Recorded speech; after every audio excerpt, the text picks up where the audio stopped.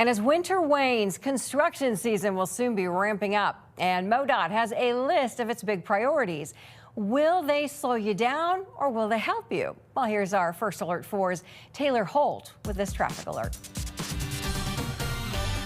2026 is shaping up to be a busy year as MoDOT says work is already beginning on interstates and state routes.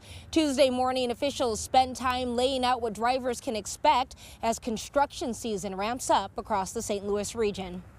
With warmer temperatures arriving, officials highlighted several major projects expected to have the biggest impact on commuters, not just in the city of St. Louis, but across the St. Louis region, St. Charles, Franklin, and Jefferson counties. Some of those projects include the I-55 Bridge and Pavement Improvements Project.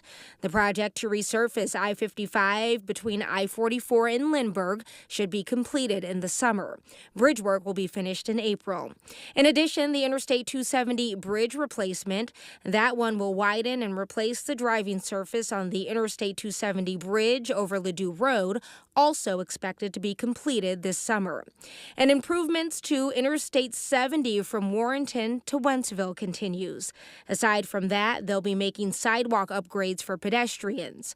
While work ramps up, safety remains essential. Especially as we continue to see concerning trends. When I look at work zones, in 2025, 23 people were killed in work zones. This year, the department is starting roughly 18 bridge projects and more than 30 projects to update and resurface sidewalks, totaling nearly $400 million in work.